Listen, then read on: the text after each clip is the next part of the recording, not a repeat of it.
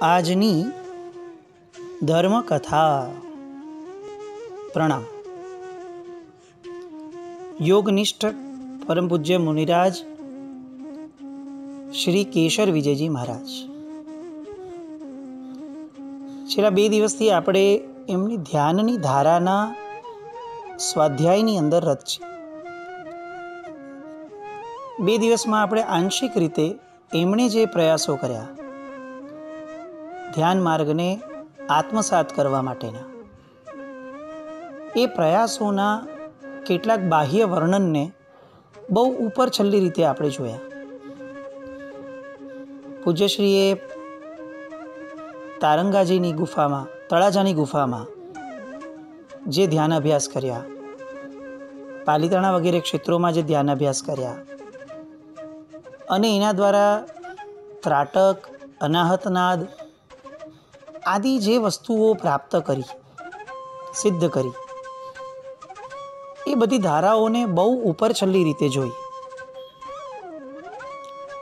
ક્યાંક ક્યાંક એવું લાગ્યું અને કેટલાક શ્રોતાઓના એવા ફીડબેક પણ આવ્યા કે આ બધી વસ્તુઓ હજી જો થોડી ઊંડાણમાં આવે તો કંઈક ક્લેરિટી આવે। લાડવો બહુ જ સરસ બન્યો છે, કોઈકે બહુ સરસ બનાવ્યો છે, એની મીઠાશ દાઢે વળગી જાય, એ આનંદનો વિષય છે। પણ એ કામનું ત્યારે ગણાય કે જ્યારે આપણને લાડવાની રેસીપી ખબર પડે। કારણ કે આજે એમનો લાડવો ચાખી લીધો અને આનંદ મેળવી લીધો, પણ કાલે ઉઠીને જો એ નહીં હોય તો પછી એ આનંદ પરાધીન થઈ જશે અને પછી સ્વાધીનતાથી આપણા સમયે પ્રાપ્ત કરવો હશે એ લાડવાનો સ્વાદ તો નહીં થઈ શકે। પૂજ્ય કેશર વિજયજી મહારાજ સાહેબે જે રીતે ધ્યાનને એક દશા તરીકે, એક દિશા તરીકે પ્રસ્થાપિત કર્યું છે, એ સ્વ પર બંને માટે કલ્યાણકારી છે। આપણે આની પહેલાં પણ આ વસ્તુ લીધી છે કે પૂજ્યશ્રીના ધ્યાનને લગતા પુસ્તકો એ આ જગતની અંદર એક બહુ મોટું લેન્ડમાર્ક ગણી શકાય ધ્યાન માર્ગનું, એ પ્રકારના છે। આજે ધ્યાન શબ્દ આવે, યોગ શબ્દ આવે તો આપણને કેટલા બધા નામો યાદ આવી જાય। પાતંજલિ યોગથી માંડીને બાબા રામદેવ, શ્રીમદ રાજચંદ્ર આદિ અનેક બીજા બધા મહાપુરુષો કે જે લોકો ધ્યાનની અંદર લોકોને જોડે છે, અનેક સંસ્થાઓ, ઘણી બધી જગ્યાઓ અને ઘણા બધા ક્ષેત્રો ને ઘણા બધા તત્વો। કોણ સારું છે, કોણ ખરાબ છે, એ ધર્મનો વિષય નથી। ધર્મમાં જે વ્યક્તિને જે ફાવે એ શ્રેષ્ઠ છે, એટલે એ કોઈ કમ્પેરિઝનનો સબ્જેક્ટ નથી અને મૂલવણી કરવાવાળું તત્વ આપણે છીએ બંને, એ આપણો અધિકાર પણ નથી। પરંતુ આ બધા જ નામોની અંદર ક્યાંય આપણને પરમાત્માના શાસનમાં સર્વજ્ઞ પ્રણીત માર્ગ, ભગવાને શું કીધું છે, એવી કોઈ વાતો સાંભળવામાં આવી જાય તો એ શ્રદ્ધાનું અનંતર કારણ બની શકે। પૂજ્ય કેશર વિજયજી મહારાજ સાહેબે એ કાર્ય કર્યું છે। આપણા બધાનું કમ ભાગ્ય છે કે આપણે કેશર વિજયજી મહારાજ સાહેબને ધ્યાનની રુચિવાળા લોકોની પાસે પણ પહોંચાડી નથી શક્યા અને એના કારણે જે સમયે જે મળ્યું એનો અખતરો કરી, એનો પ્રયોગ કરીને આપણે આગળ વધતા જઈએ છીએ। આત્મદશાની પ્રાપ્તિ એકચ્યુઅલી કયા માર્ગથી થાય એનું સ્ટેપ બાય સ્ટેપ અને સર્વજ્ઞ પ્રણીત એવું જો કોઈ માર્ગ મળે તો આપણને એવું લાગે કે આ તો ગજબ થઈ ગયું, ધીસ ઇઝ અલ્ટિમેટ। આના પછી હવે આપણે કોઈ માર્ગને કોઈ પણ પ્રકારે સેવવાની કે ગોતવાની જરૂર નથી। કેશર વિજયજી મહારાજ સાહેબે ધ્યાન દીપિકા પુસ્તકની અંદર વર્ધમાન સ્વામી ભગવાનનું દ્રષ્ટાંત ટાંક્યું છે। પ્રસંગ એવો હતો કે વર્ધમાન સ્વામી ભગવાન ગૌતમ સ્વામી મહારાજને એક વખત વાત કરે છે, પ્રશ્ન થયો અને પ્રશ્ન થતાં એ પોતાનો અનુભવ વૃત્તાંતમાં જણાવે છે, જેનો ઉલ્લેખ ભગવતી સૂત્રમાં છે અને એમાં લખ્યું છે કે હે ગૌતમ, એક વખત હું એક માટીના ઢેફા ઉપર દ્રષ્ટિનું સ્થાપન કરી એક અહોરાત્રિ પર્યંત મહાપડીમાં એટલે કે અભિગ્રહ ધારણ કરી અને ઊભો હતો। મતલબ એ થયો કે પરમાત્માએ અનિમેષ દ્રષ્ટિએ, અનિમેષ દ્રષ્ટિ એટલે આંખને પટપટાવ્યા વગર, અનિમેષ દ્રષ્ટિએ એક અહોરાત્રિ પર્યંત એટલે આખી રાત્રિ પર્યંત મનને એક જ નિશાન અથવા એક જ લક્ષ્ય અથવા એક જ ટાર્ગેટ ઉપર રોકી રાખવાનો પ્રયત્ન કર્યો હતો, જેને પરમાત્માએ ધ્યાન શબ્દ દ્વારા વર્ણવ્યો છે. આ પરમાત્માનો પ્રસંગ એટલે હવે આપણી માટે આ એક માઇલસ્ટોન થયો. હવે એના પરથી આપણે દાખલો ઊંધો ગણવાનો શરૂ કરીએ તો પછી ધ્યાન એટલે શું? હવે એ વાત ઉપર આપણને આવવાનું મન થાય. તો જીનેશ્વર ભગવંતોએ ધ્યાનની જે આપણા ત્યાં વ્યાખ્યા કરી છે, એક વસ્તુ ઉપર ચિત્તનો નિરોધ કરવો, ચિત્તને એક વસ્તુની અંદર અતિ અતિ અતિ સ્થિર કરવું, તેને આપણે ત્યાં ધ્યાન કહ્યું છે. અને ચદ્મસ્થ વ્યક્તિ કોઈ પણ ધ્યાન કરે એ અંતર્મુહૂર્ત પ્રમાણ હોઈ શકે, એનાથી વધારે સતત સાતત્યપૂર્વક એક વસ્તુનું એક સાથે ધ્યાન કરવું શક્ય નથી હોતું છદ્મસ્થ વ્યક્તિને. એટલે હવે ધ્યાનના બહુ જ સ્પષ્ટીકરણની દિશામાં આપણે આવ્યા. કોઈ કે આંખ બંધ કરીને બેસવું એ ધ્યાન, કોઈ કે મનના વિચારોને જોવું એ ધ્યાન, કોઈ કે અંદરની વૃત્તિઓને ચેક કરવું એ ધ્યાન. હવે આ બધી જ વ્યાખ્યાઓ આપણે આ સિદ્ધાંત સાથે મૂલવણી કરીને ચેક કરવાની. એક વસ્તુ ઉપર ચિત્તનો નિરોધ કરવો એટલે કે ચિત્તને સ્થિર કરવું, એટલે મનને એક વસ્તુ ઉપર જ રોકી રાખવું, એનું નામ ધ્યાન. હવે એ વસ્તુ કઈ છે એનું મહત્વ ન રહ્યું, ચિત્ત સ્થિર છે એનું મહત્વ રહ્યું. હવે ધ્યાન આપણને બે પ્રકારે થઈ જશે.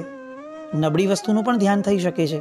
કોઈ વ્યક્તિ ગમતી હોય, એના પ્રત્યે અત્યંત રાગ હોય, તો એના ઉપરના વિચારો એને પણ આપણે ધ્યાન કહેવું જ પડશે, કારણ કે એમાં પણ ચિત્તની સ્થિરીકરણ છે અવસ્થા. તો એ પણ ધ્યાન. અને કોઈ એક શુભ આલંબનને લઈને જીવ આગળ વધે છે, એ પણ ધ્યાન. આ બંનેમાંથી જીવને મોક્ષોપયોગી ધ્યાન એટલે કે મોક્ષ માર્ગમાં ઉપયોગી ધ્યાન કયું છે, એ ધ્યાનને સર્વજ્ઞ પરમાત્માઓ એ શુભ ધ્યાન ગણાવે છે. એટલે આર્ત ધ્યાન અને રૌદ્ર ધ્યાન, આ જે બે પ્રકાર આવ્યા, એ બંને પ્રકારને આપણે ત્યાં યોગ્ય ધ્યાન તરીકે નથી વર્ણવ્યા, અયોગ્ય કીધા છે. એ ધ્યાન નથી એવું નથી કીધું, એ ધ્યાન છે જ, પણ આર્ત છે અને રૌદ્ર છે એટલે દુર્ગતિગામી થશે. તો પછી કયું ધ્યાન યોગ્ય ગણાશે? તો કે શુભ ધ્યાન અને શુક્લ ધ્યાન. તો હવે આ શુભ ધ્યાન એટલે શું, અને શુભ ધ્યાનની દિશામાં કઈ રીતે આગળ વધવું કે જેના કારણે શુક્લ ધ્યાન પ્રગટીકરણ થઈ શકે. એટલે આ આખી ધ્યાનની વાતો આજે આપણે કેટલીક લઈએ છીએ. આઈ કેન અન્ડરસ્ટેન્ડ કે આ દરેક વિષય દરેક વ્યક્તિનું ભાજન ન પણ બની શકે, પણ સાહેબે જે માર્ગને સેવ્યો છે એ માર્ગને એ સ્વરૂપે સમજવો સાહેબના ચરિત્ર અંતર્ગત એ બહુ જરૂરી રહેશે. કેસરસુરી મહારાજ સાહેબને સંવેદવા હોય અને ધ્યાન વિશે ન લેવું હોય કે સમજવું હોય, તો એ વાત એવી લાગશે કે જાણે શીરો કર્યો છે પણ ગળ પણ નથી નાખ્યો, જાણે બીજેપીને સત્તામાં આવવું છે પણ મોદીને નથી લેવો. એ જેટલું અશક્ય છે એટલું જ અશક્ય કેસરસુરી મહારાજ સાહેબનું ચરિત્ર સંવેદવું છે અને ધ્યાન નથી સંવેદવું એના જેવું છે. એટલે આપણે હવે એક વસ્તુ નક્કી કરીએ કે વસ્તુને કોઈ પણ વસ્તુ ઉપર ચિત્તને સ્થિર કરવું એ ધ્યાન. હવે વસ્તુ કોને કહેવાય? તો કે જેની અંદર કોઈ પણ પ્રકારનો ગુણ છે, ગુણનો પર્યાય છે, એને વસ્તુ કહેવાય. હવે આ જે વસ્તુ છે એની સાથે મનને રોકી રાખવું, અંતરમાં એના કોઈ પણ ગુણને હાઇલાઇટ કરી અને એને જ ફોકસ કરવો, એ ધ્યાનનું એક પ્રકારનું સ્વરૂપ ગણાશે. આપણે એક એક્ઝામ્પલ લઈએ. હું આનંદ સ્વરૂપ છું અથવા જ્ઞાન સ્વરૂપ છું. આ વાતને હવે આપણે ધ્યાન તરીકે લેવી છે, એનું ધ્યાન કરવું છે. તો આપણે કઈ રીતે કરશું? એટલે આપણે એ રીતે આગળ વધીએ સૌથી પહેલાં હું કોણ છું? તો કે હું આત્મા છું. આત્માનો મૂળભૂત સ્વભાવ શું છે? તો કે આનંદ એ આત્માનો સ્વભાવ છે. આનંદ એ આત્માનો સ્વભાવ કેમ છે? કારણ કે આત્મા અનંતકાળ સુધી કોઈ પણ પ્રકારની પરાધીનતાને સંવેદતો નથી. એટલે એ સ્વાધીન હોવાના કારણે એ આનંદની અનુભૂતિને સહજ કરી શકે છે. એટલે એ સત, ચિદ અને આનંદ સ્વરૂપ છે. આટલી સમજણને આપણે મનમાં સૌથી પહેલાં ધારણ કરવી પડે. આ ધારણ થયું એટલે મનમાં એક વસ્તુ સેટ થઈ ગઈ કે ભાઈ હું આનંદ સ્વરૂપ છું. હવે આ બધું થયા પછીથી હવે આંખ બંધ કરીએ અથવા આંખને ક્યાંક સ્થાપિત કરીએ. 3 જગ્યાએ આપણે ગઈકાલે આ જોયું છે કે 3 જગ્યાએ મન બહુ જ કોન્સન્ટ્રેશન સાથે રહી શકે છે. એક આઈબ્રોની વચ્ચેનો ભાગ, બીજું નાસિકાનો અગ્રભાગ અને ત્રીજું હૃદય. આ ત્રણેય ઉપર મનને ચોંટાડી અને હવે આ વિચારને મનના અખંડ પ્રવાહની અંદર સ્થાપિત કરવો. શરૂઆત જેવી કરશું કે હું આનંદ સ્વરૂપ છું, 1-2 મિનિટ બહુ સારું લાગશે. જે પણ ઇન્ફોર્મેશન પાર્ટ આપણે જાણી છે એ બધી અત્યારે આવવા લાગશે. પણ આપણી ઇન્ફોર્મેશન એઝ યુઝ્યુઅલ બહુ લિમિટેડ છે. એટલે 2-3 મિનિટ પછી એવું લાગશે કે આપણને કંઈ હવે નોલેજ નથી, આપણું જ્ઞાન પૂરું થઈ ગયું. એટલે આપણે તરત મન જે છે એ બીજા વિષયની અંદર કૂદકા મારશે. જેવું આપણે હું આનંદ સ્વરૂપ છું, હું જ્ઞાન સ્વરૂપ છું, આ વિષયમાં ઊંડા ઉતરશું એટલે 3, 4, 5, 7 મિનિટ પછીથી મન હવે મનને ભટકાવશે, ધ્યાનને, અને એ કહેશે કે બધી વાત બરાબર છે, પણ તને ખબર છે આમાં બહુ આનંદ હતો, આજે આ ઘટના બનેલી કેટલી સુખદ હતી, આ ઘટના બની હતી કેટલું સરસ હતું. હવે અહીંયા કેસરસુરી મહારાજ સાહેબની જે ધ્યાનની પ્રક્રિયા છે એમાં જે એક ચેન્જ આવે છે એ બહુ જબરદસ્ત છે. આપણી માટે કદાચ નવો હશે અને કદાચ ડિફિકલ્ટ ટુ ડાયજેસ્ટ પણ હશે, પણ સાહેબે આ પદ્ધતિને બહુ સરસ રીતે મૂકી છે. એમના કહેવા પ્રમાણે મન જેવું ડાયવર્ટ થાય એવું તરત મનને ભાવન આપવાનું શરૂ કરવાનું. ભાવન કઈ રીતે આપવાનું? તો કે ભાવનાઓથી ભાવન થાય. એટલે 12 ભાવના આદિ જે ભાવનાઓ આપણને ભાવવા માટે મૂકી છે એનું કારણ જ આ છે કે એ ભાવનાઓ સપોર્ટિવ રોલ પ્લે કરે કે એ ભાવનાના સથવારે તમે ફરીથી મનને આનંદ સ્વરૂપવાળા તમારા ધ્યેય ઉપર જોડી દો ફરીથી. એટલે થયું શું કે જેવું મન ઘટનામાં લઈ જાય એટલે તરત આપણે મનને વાળવાનો અત્યારે પ્રયત્ન કરીએ છીએ કે નહીં આ દિશામાં નથી વિચારવું, મારે એ જ કોન્સન્ટ્રેટ કરવું છે કે હું આનંદ સ્વરૂપ છું. એટલે મનને ખેંચવાનો, દબાવવાનો, એની ઉપર જોર જુલમ કરવાનો, આ નહીં જ થાય, આપણે આ જ વિચારવાનું છે, એ રીતનો હઠનો આગ્રહ એ આપણામાં આવી જાય છે. અને આપણે ધીરે ધીરે મનને વાળવાનો પ્રયત્ન કરતાં કોઈ એક દિવસ સંપૂર્ણપણે મનને વાળી લેશું. આવી અપેક્ષા ભાવનામાં આપણે મનને દબાવવાનો કે વાળવાનો પ્રયત્ન કરીએ. કેસર વિજયજી મહારાજ સાહેબે એ સમયે જે ધ્યાન કર્યું એ ધ્યાનના એમના અનુભવમાં એમણે આ વસ્તુ કરવાની ના પાડી. આવું નહીં કરવાનું. તો કે શું કરવાનું? મન તો ભટકશે જ. તો એમના કહેવા પ્રમાણે મનને ભટકવા દેવાનું, કોઈ ચિંતા નહીં. મન ભટકશે, કેટલું ભટકશે? મનને થાકવા દેવાનું છે, પણ છૂટો દોર બી નથી આપવાનો મનને. એટલે બહુ સહજપણે એમણે જે પ્રક્રિયા લખી, હવે હું એ પ્રક્રિયા લઉં. મેં વિચારવાનું શરૂ કર્યું કે હું આનંદ સ્વરૂપ છું. 3, 4, 5 મિનિટ સુધી મારા મનમાં ટોટલ ફોકસ એની ઉપર વધતું ગયું. મારો આનંદ વધતો ગયો, આનંદ સંવેદાતો ગયો, અને સંવેદાતા મને એવું લાગવા લાગ્યું કે યસ, હું આનંદ સ્વરૂપ છું, કારણ કે હું આત્મા છું, શુદ્ધ છું, મને કોઈ જાતની અશુદ્ધિ વળગેલી નથી, કોઈ જાતનો મોહ નથી, રાગ નથી, દ્વેષ નથી, કોઈ આલંબન નથી, કોઈ જાતના ઇન્દ્રિયો આદિ કોઈની પરાધીનતા, ગુલામી નથી. હું પોતે જ સંપૂર્ણ છું. સંપૂર્ણ છે એ તત્વને આનંદ ભરપૂર છે. એટલે હું જ આનંદ છું. મારે બહારથી કોઈ આનંદ લાવવાનો નથી. મારી અંદરમાં કોઈ આનંદ છે એવું પણ નથી, કારણ કે હું પોતે આનંદ સ્વરૂપ જ છું. હું જ આનંદ છું. અને આ અનુભૂતિને ધીરે ધીરે હું એકદમ દ્રઢ રીતે લેતો જાઉં. 7, 8, 10 મિનિટ થઈ અને હવે ક્યાંક મનનું તોફાન શરૂ થયું અને ચિત્તની અંદર વિષયનું ડાયવર્ઝન આવ્યું. એકાદ વાર નાનકડો પ્રયત્ન કર્યો ફરીથી એ વિષયમાં જવાનો કે હું આનંદ સ્વરૂપ છું, પણ એવું લાગ્યું કે ના, મન હવે ફરીને લઈ જાય છે. મનનો સેચ્યુરેશન પોઈન્ટ આવી ગયો છે. તો એ સમયે મારે આ ધ્યાનને ટેમ્પરરી એ સમયે સસ્પેન્ડ કરવું, આંખ ખોલવી, અને હવે જે વિષયમાં મન મને લઈ જાય છે મારે એ વિષય તરફ મારા ધ્યાનને ફોકસ કરવાનું. સપોઝ મારું મન મને એવું લઈ ગયું કે આજે સવારે જે જમ્યા હતા એમાં આ વસ્તુ બહુ જ મસ્ત અને ટેસ્ટી હતી, તો મારે હવે એ વિષય પર ધ્યાન કરવાનું અને એમાં ઊંડા ઉતરવાનું કે અચ્છા એમાં ટેસ્ટી શું હતું, આ હતું, આ બહુ સરસ હતું. પછી કોને સ્વાદ આવ્યો? જીભને આવ્યો. અચ્છા પછી શું થયું? પેટમાં ગયું. ઓકે પછી શું થયું? પછી નીકળી ગયું. તો કેટલો ટાઈમ રહ્યો? તો આટલા ટાઈમને કેવી રીતે આનંદ કહેવાય? આ કંઈ સુખ થોડી હતું. સુખ તો એવું જે લાંબુ ટકે. તો એનો અર્થ એ થયો કે આ જે વિષય છે એ વિષય વિચારવા લાયક છે જ નહીં, કારણ કે એમાં આનંદ હતો જ નહીં. આપણો મૂળભૂત ધ્યેય તો આનંદ હતો. એટલે મનને તરત સમજાય છે કે હવે આ વિકલ્પ કરીને મતલબ નથી. એટલે હવે ફરીથી આપણે જે ટેમ્પરરી ઓલું ધ્યાન સસ્પેન્ડ કર્યું હતું એ ધ્યાન પર આવ્યા અને ફરી પાછું શરૂ કર્યું, હું આનંદ સ્વરૂપ છું. અને આનંદ સ્વરૂપને સંવેદવાનું શરૂ કર્યું. 2, 5, 7 મિનિટ ફરી આનંદને અનુભવ્યો. પાછું મન આવ્યું અને એને બીજો વિષય લાવ્યો કે ભાઈ આ વ્યક્તિ યારે બહુ જ મજા આવેલી, આ પ્રસંગ કેટલો સરસ હતો. ફરીથી એ ધ્યાનને ટેમ્પરરી સસ્પેન્ડ કર્યું, ત્યાં ગયા. આમ કરતાં કરતાં મન થાકશે. એને એવું લાગશે કે આ તો એટલા ઊંડાણમાં ઉતરી અને મારી વૃત્તિઓમાં પડેલા વિષયના રાગને સાફ કરી નાખે છે કે હવે મારી આગળ બાના જ નથી આ ધ્યાનની અંદરથી ડિસ્ટ્રેક્ટ કરવાના. એમ કરતાં કેટલાક દિવસો જશે. પછીથી એક દિવસ એવો આવશે, અચૂક આવશે, કે જ્યારે મન આનંદ સ્વરૂપના ચિંતનમાં હશે અને ધ્યાન યોગમાં ઘૂસ્યું હશે, ત્યારે કોઈ પણ પ્રકારે વિકલ્પો મન નહીં કરાવે, કારણ કે એની લિમિટ ખતમ થઈ ગઈ છે. ત્યાર પછી ધ્યાન માર્ગની શરૂઆત થશે.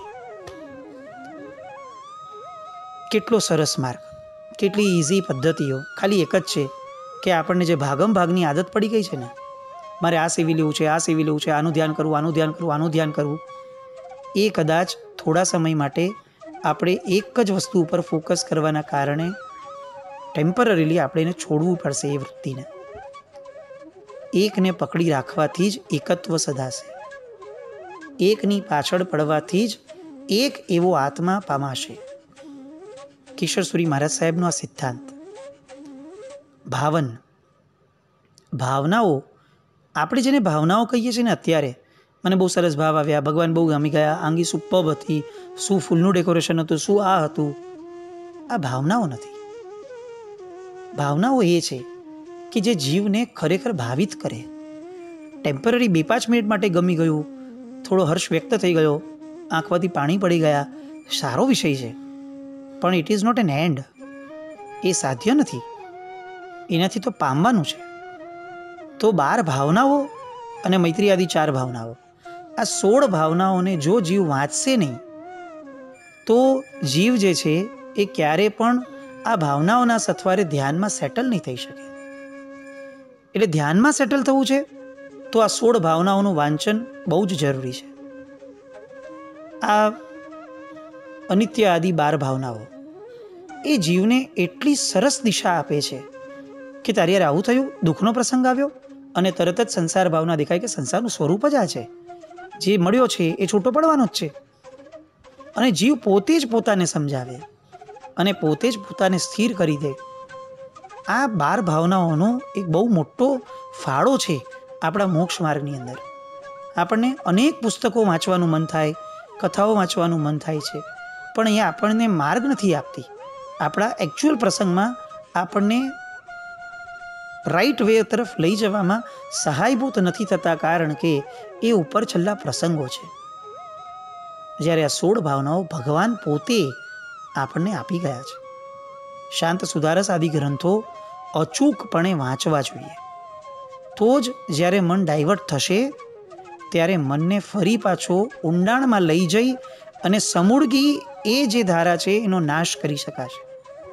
બાકી ટેમ્પરરી મનને દબાવી દઈએ, ચૂપચાપ શાંતિથી હમણાં મને ધ્યાન કરી લેવા દે, પછી તારે જે વિચારવું એ વિચારજે, હમણાં પ્રતિક્રમણમાં મન લગાડી દેવા દે, ગમે તેમ કરીને મારી મચડીને હું મન લગાડું. આ માર્ગ નથી.